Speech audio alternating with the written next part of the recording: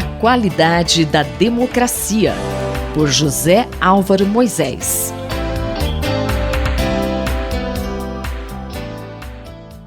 Qual o tema da coluna hoje? O primeiro turno da eleição municipal de 2020 teve resultados tão importantes que eu acho que vale a pena voltar, enfatizar alguns aspectos e discutir alguns outros aspectos desses resultados.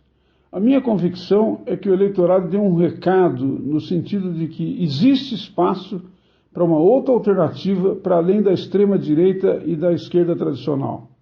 É que esse espaço está, em grande parte, concentrado no centro político.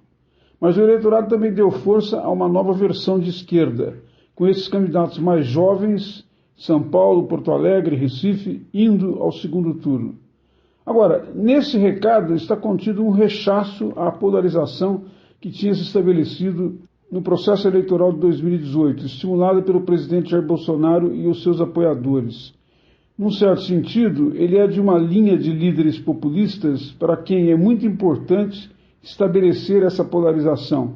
Por meio dela, ele busca um inimigo e no combate procura se fortalecer. No entanto, neste ano, eu penso que os eleitores não referendaram essa visão. Sem a polarização, há um espaço a ser ocupado. Como houve um crescimento de vários partidos de centro, o segundo recado é a busca de uma alternativa de maior moderação, longe da extrema-direita e da esquerda mais tradicional. No entanto, eu acho que, como disse o presidente da Câmara, o Rodrigo Maia, o centro não é um ponto no meio, ele é um conjunto de pontos que foram reforçados pela resposta dos eleitores nessa eleição, o que sugere que o potencial de uma candidatura de centro em 2022 existe, tem espaço. Cabe agora aos partidos perceberem e indicar os nomes que representem essa alternativa.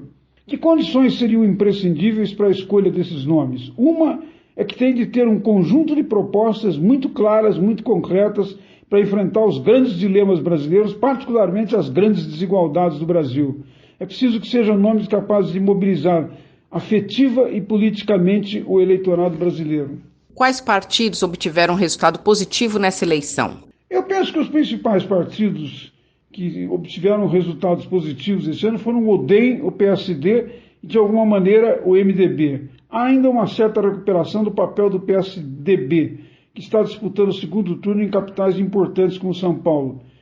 Na verdade, isso significa que se constituiu um centro plural. Não é só mais à direita ou só à esquerda. As candidaturas de esquerda do segundo turno não são as mais radicais. A Manuela Dávila, no Rio Grande do Sul, e João Campos, em Pernambuco, fazem parte de uma geração de líderes de esquerda que estão em um campo mais moderado e que reafirmam os seus compromissos com a democracia. Essa geração tem todas as credenciais para dialogar com os segmentos do centro. Não estou dizendo que haverá necessariamente uma frente única de todos esses setores, um alinhamento de todos. O que eu digo é que se abriram várias avenidas, está aberta a estação do diálogo, o que, na minha convicção, é uma excelente notícia para os resultados deste ano.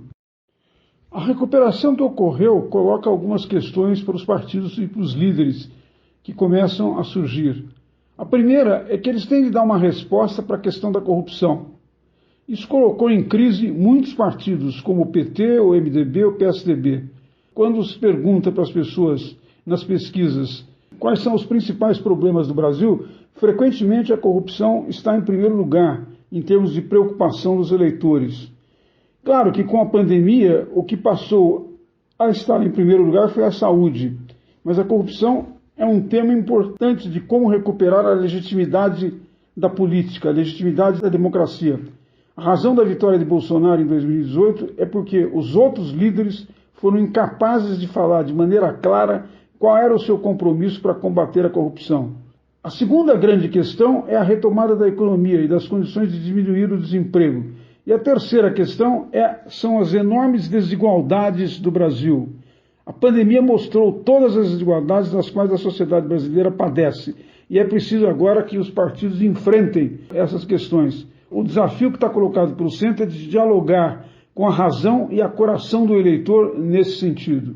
Acho que isso pode prenunciar uma nova fase da política brasileira a partir de 2022. Convido todos os ouvintes a voltarem a frequentar a coluna na próxima terça-feira. Muito obrigado. Eu, Simone Lemos, ouvi o professor José Álvaro Moisés. A qualidade da democracia, por José Álvaro Moisés.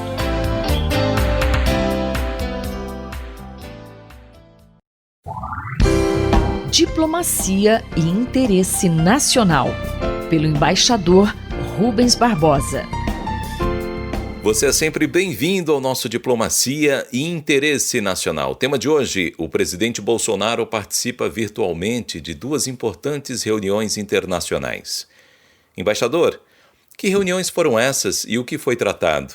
E mais, qual a visão e os principais temas abordados pelo presidente? O presidente Bolsonaro participa virtualmente de 2 importantes reuniões internacionais. A primeira foi a 12ª reunião de cúpula dos BRICS, um grupo que inclui a Rússia, a China, a Índia, a África do Sul e o próprio Brasil. E a segunda, a reunião dos G20, que congrega lideranças dos maiores países desenvolvidos e países emergentes, que representam 85% da produção mundial. Essas reuniões ocorreram tendo como pano de fundo a crise pandêmica, a crise do Covid-19, que tanta repercussão negativa tem causado em todo o mundo, na economia, no comércio exterior, na área social. E também a recuperação da economia global e a ajuda aos países mais pobres. O presidente Bolsonaro, à la Trump, deu sua visão conspiratória sobre alguns assuntos que interessam diretamente ao Brasil.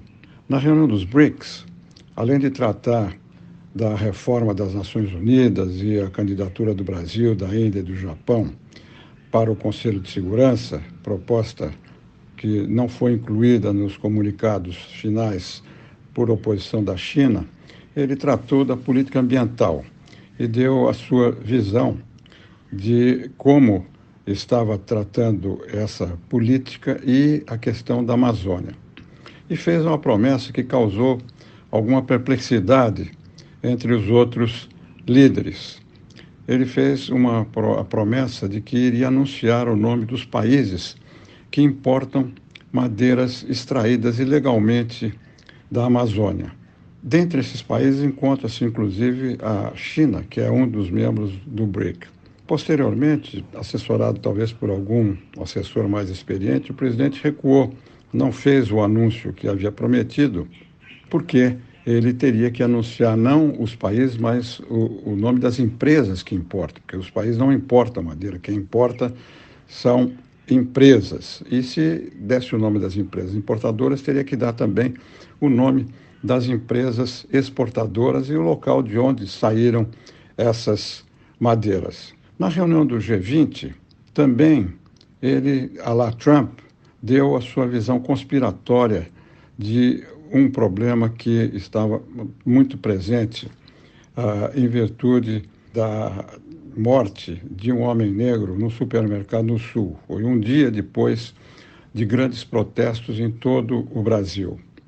Sim, além da questão da pandemia, em que ele afirmou que o país estava no caminho certo, que as políticas implementadas pelo governo tinham dado resultado, e tratado também da reforma da ONU, da OMC e da OMS, da saúde, o presidente Bolsonaro afirmou que o Brasil, dentro dessa teoria conspiratória, que o Brasil tem uma cultura diversa, única entre as nações, que nós somos um país miscigenado, que há quem queira colocar o conflito, o ressentimento, o ódio e a divisão entre as raças, sempre marcados por luta pela igualdade ou justiça social.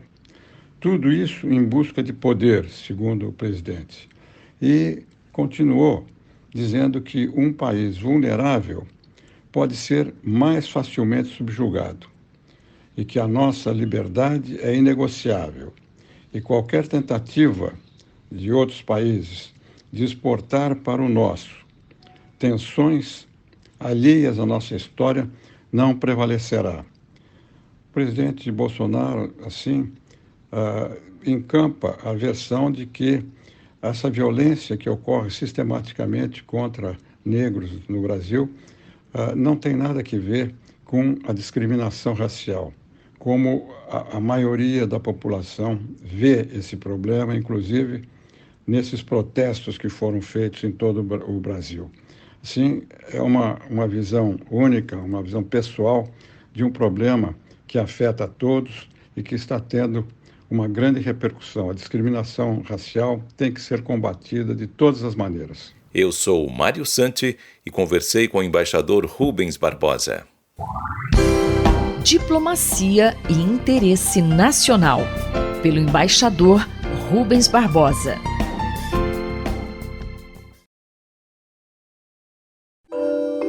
Minuto do Cérebro, por Otávio Pontes Neto.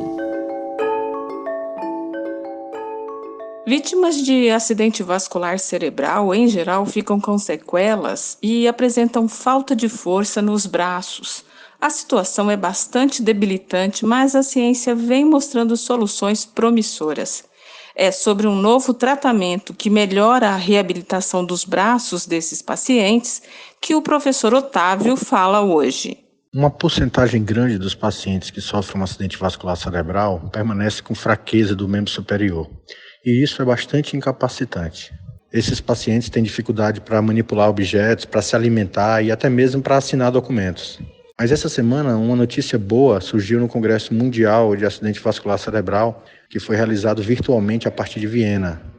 Um estudo realizado na Universidade de Glasgow testou a estimulação do nervo vago associada à reabilitação para melhoria da função motora do membro superior parético em pacientes que sofreram um acidente vascular cerebral isquêmico.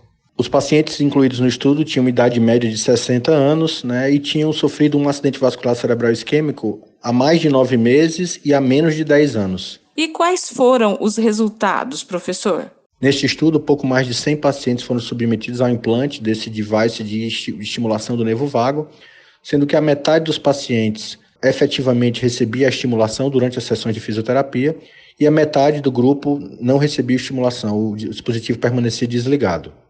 E após 6 semanas de reabilitação intensa dentro do hospital, seguida de 90 dias de estimulação em casa, feita pelo próprio paciente, o grupo que foi tratado com a estimulação do nervo vago associada à reabilitação teve uma melhora significativa da função motora do membro superior comparado ao grupo que recebeu só a estimulação sham, estimulação não eficaz.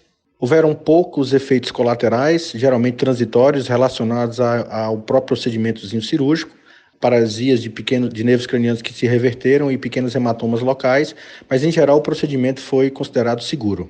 Esse estudo, então, comprova que a estimulação do nervo vago é uma terapia muito promissora para a reabilitação desses pacientes que têm fraqueza no membro superior depois de um acidente vascular cerebral. Ouvimos o professor Otávio Pontes Neto, da Faculdade de Medicina da USP, em Ribeirão Preto. Rita Estela, para a Rádio USP.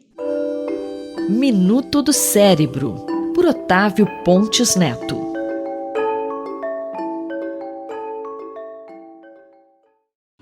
Doutor Bartô e os Doutores da Saúde, com João Paulo Lotufo. Doutor João Paulo Lotufo, qual história que o senhor vai dividir com a gente hoje, hein? Hoje eu vou contar a história da Solange. Solange é uma paciente nossa que veio aqui interessada em parar de fumar no nosso ambulatório antitabágico do Hospital Universitário da USP. Na verdade, a Solange veio porque ela precisava comprar um carro. Ela fumava 40 cigarros por dia e são 2 maços, cada maço custava quase R$10, então ela gastava R$20 por dia, R$600 no mês. E, na verdade, a prestação do carro novo dela era de R$900. Ela tinha 300 para somar, mas ela precisava desses R$600 do cigarro para pagar a prestação do carro. Ela veio numa semana, fumava 40 cigarros por dia, orientamos, fizemos aí um planejamento. Ela saiu do consultório, passou a fumar 5 cigarros durante uma semana e depois parou. Ela colocou 2 adesivos de nicotina de 21 miligramas. Cada cigarro tem 1 miligrama de nicotina, então a gente faz esse cálculo. E ela diz que o adesivo foi muito bom, que deu uma boa segurada na vontade de fumar.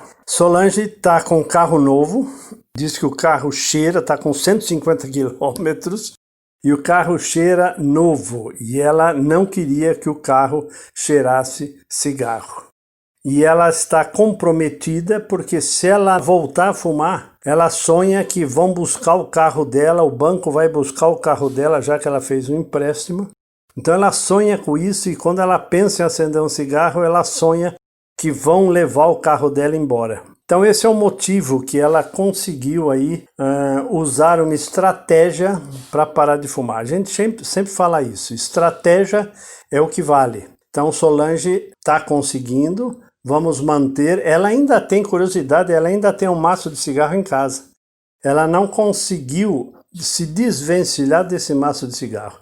E ela não quer nem pegar o maço, porque ela acha que pegar o maço, ela vai fumar. Então ela vai combinar de alguém ir lá, pegar o maço e jogar fora. Qual o recado que fica, Dr. Lotufo? Essa é a história da Solange, como muitas outras. A gente nunca sabe qual é a gota d'água para incentivar o indivíduo a parar de fumar. O que ele precisa ouvir? Às vezes é uma conversa, um vídeo, um incentivo, mas não é a primeira vez de que alguém para de fumar para trocar de carro. Arrume um incentivo na sua vida. Veja aí, é um problema de saúde? É um problema financeiro? O que te leva a manter a dependência? Qualquer coisa, nos procure. O ambulatório antabágico do Hospital Universitário continua funcionando todas as terças às 8 horas de manhã. Vamos seguir esse exemplo da Solange, e a entrevista dela vai estar no site do Dr. Bartô, www.drbartô.com.br. Um grande abraço sem cigarro. Eu sou Sandra Capomatto, você ouviu o Dr. João Paulo Lotufo, pediatra da Universidade de São Paulo, responsável pelo projeto Dr. Bartô. Dr. Bartô e os Doutores da Saúde, com João Paulo Lotufo.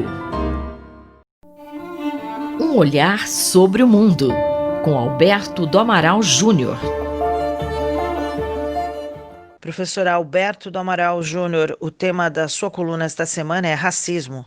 O racismo viola os direitos humanos e contraria os princípios básicos da civilização.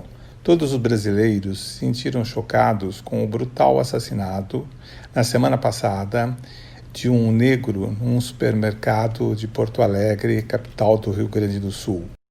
Esse assassinato, na verdade, é o símbolo daquilo que se vem caracterizando como sendo racismo estrutural no Brasil. Os negros são sistematicamente discriminados na sociedade brasileira. Têm postos inferiores, dificuldades para ingressar no mercado de trabalho, igualdade de condições com a população branca, estão inferiorizados uma vez ingressados no mercado de trabalho, enfrentam toda a sorte de dificuldades no processo de socialização. Na verdade, o racismo não é apenas algo brasileiro, mas é, infelizmente, ainda uma realidade internacional.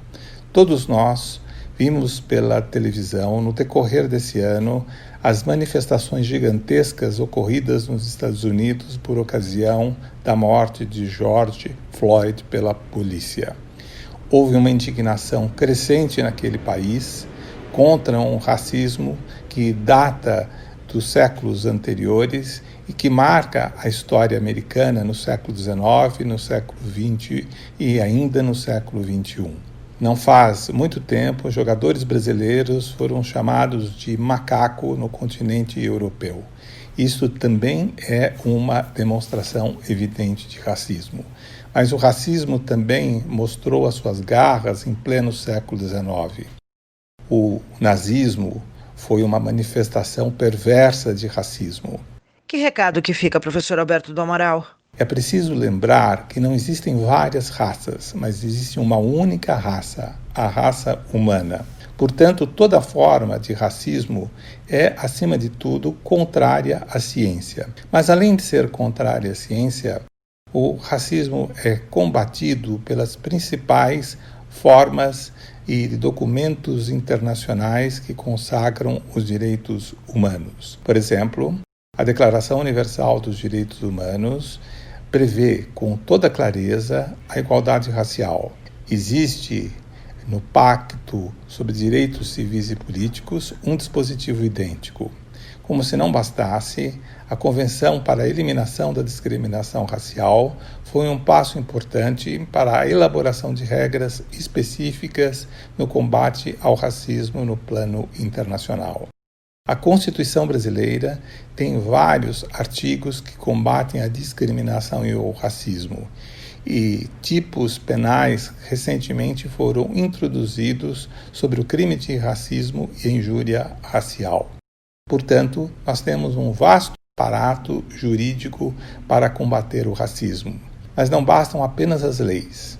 É preciso que haja na sociedade brasileira uma cultura na qual os negros, os diferentes, os amarelos, os índios, todos aqueles que não se enquadram dentro das características daquilo que a sociedade considera como sendo normal, sejam tratados com humanidade e com respeito. Aliás, o respeito e a consideração constituem um princípio ético fundamental. Como constitui princípio ético fundamental a consideração de que todos os indivíduos devem ter a possibilidade de realizar os seus projetos individuais, de se autorrealizarem como indivíduos, de terem as suas alegrias, de terem os seus sentimentos convertidos em algo real. Portanto, a igualdade é importante quando a desigualdade nos inferioriza. E a desigualdade é fundamental quando a igualdade nos descaracteriza. Eu sou Sandra Capomatto e você ouviu o professor de Direito Internacional Alberto do Amaral Júnior, da Faculdade de Direito da Universidade de São Paulo. Um olhar sobre o mundo, com Alberto do Amaral Júnior.